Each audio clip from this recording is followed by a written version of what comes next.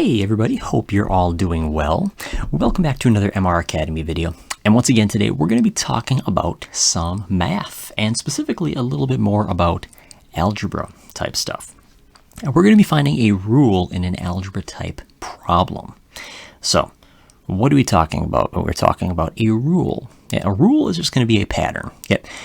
A rule is going to be something that in a problem you are going to follow, and the numbers are going to follow a certain pattern.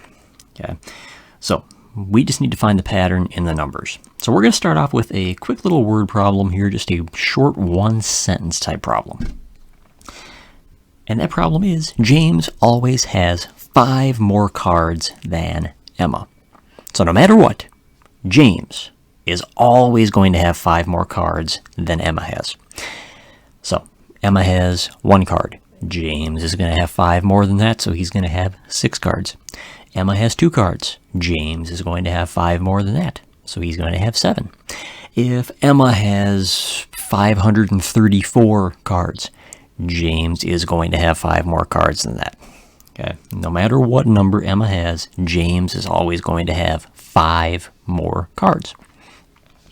So what we're going to do to help us kind of gather that information together, to kind of figure out what we're going to be doing with those numbers, to help it make more sense to us, we're going to put it into a table, just like I have here.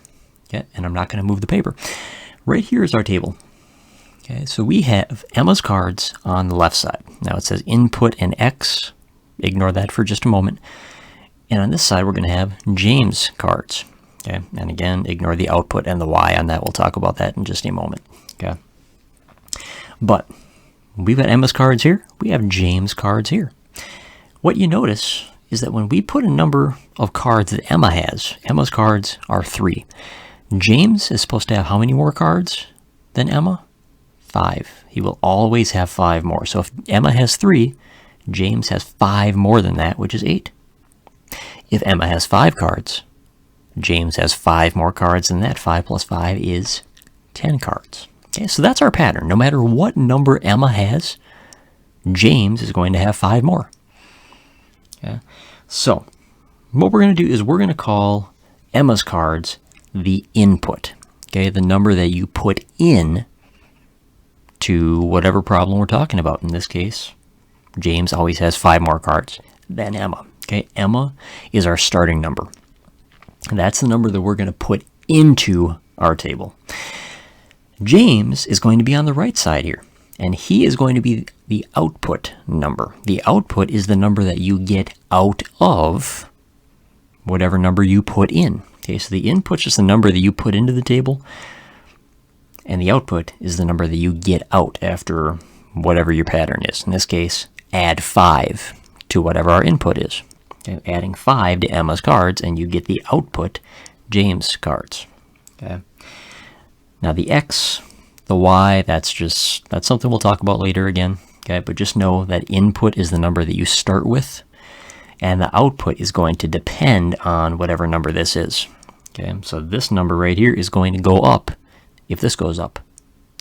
This number that James has right here is going to go down if this goes down, because this side right here depends on whatever number this is. Okay, if we go down from 3 to 2, that number is going to go down from 8 to 7, and so on. Okay, so here's my question. First question here. If Emma has 7 cards, what should go in this box right here? Well, James always has 5 more than Emma, so Emma has 7. James has 5 more. What's 7 plus 5? 12. James has 12 cards. If Emma has 9 cards, James has 5 more than Emma. 9 plus 5 is 14 cards. Okay, so we can just plug in the numbers that we know now based on whatever numbers on this side. We can plug in where those question marks go. And that's exactly what we're going to do down below. So let's take a look at some of these. So we're going to write an equation that describes the pattern. Okay, and then use the equation to find the next 3 numbers in that pattern. So that's where these letters are going to come in. These letters are just going to stand for left side and right side.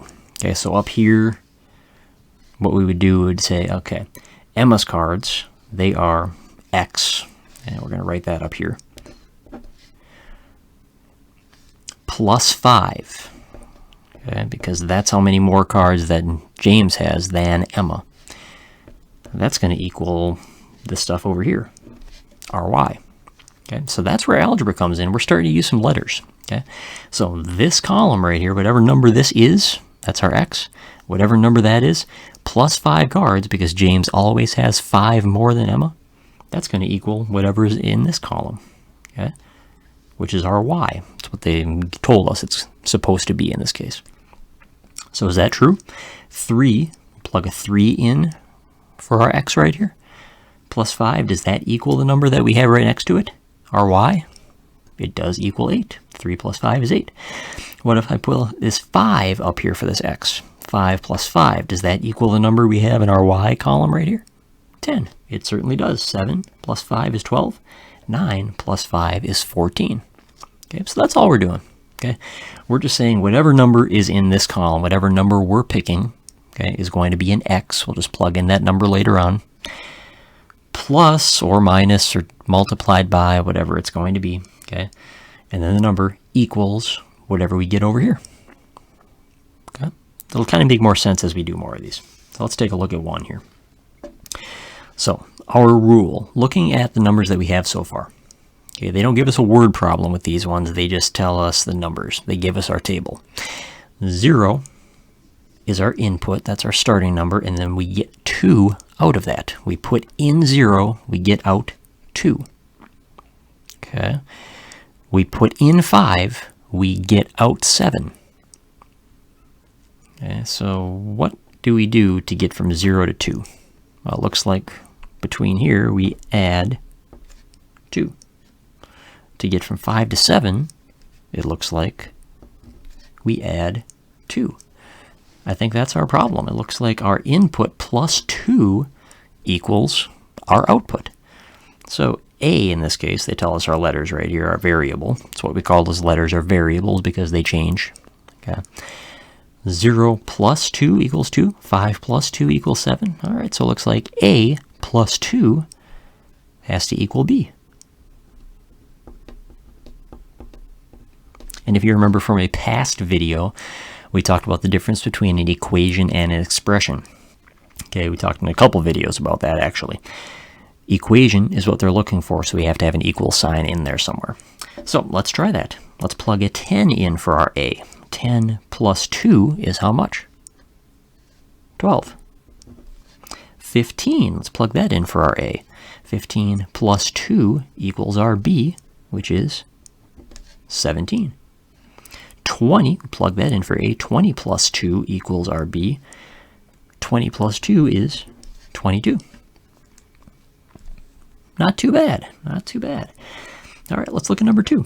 This time they tell us F is our input, G is our output. Okay, so let's figure out our pattern. What's our rule? 22. We put in 22, we get out 17. We put in 26, we get out 21. Okay, so what are we doing between these numbers? 22 to 17. Well, it looks to me like we are subtracting 5. 26 to 21, we are subtracting 5. So it looks like that's going to be our rule this time. Our F, whatever this number is over here, minus 5 equals our output, our G. Okay, so F minus 5 equals G. So 30 is our F. Let's plug 30 in for F. 30 minus 5 equals our G. 30 minus 5 is 25. Okay. And in fact, I'm going to write that right over here. Okay. We're going to say 30, because that's our F, minus 5 equals our G. And that's exactly how we figured that one out. Let's do the same thing here. We plug in 34 for our F. 34 minus 5 gives us whatever our G number is here. 34 minus 5 is 29. 38 minus 5 is 33. And that fills out our table. We used our rule, and we filled out the rest of that table. Good stuff. Number 3, let's take a look at that one. This time we're talking H and J. Those are the two letters that we're going to use, our two variables. So we go from 12 to 19, getting ahead of myself, 12 to 19, and then 15 to 22. Well, we go from 12 to 19, we have to add 7. To get from 15 to 22, we have to add 7. Looks to me like that's our pattern. 12 plus 7 is 19. 15 plus 7 is 22. So it looks like our H, whatever our H number is going to be, plus 7 has to equal our J number. So H plus 7 equals J.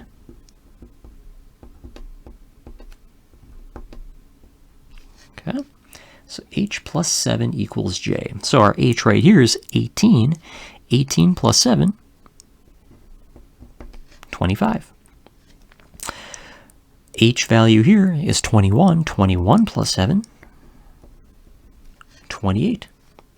H value here, 24. 24 plus 7 equals our J, which is 31 in that case. Simple enough.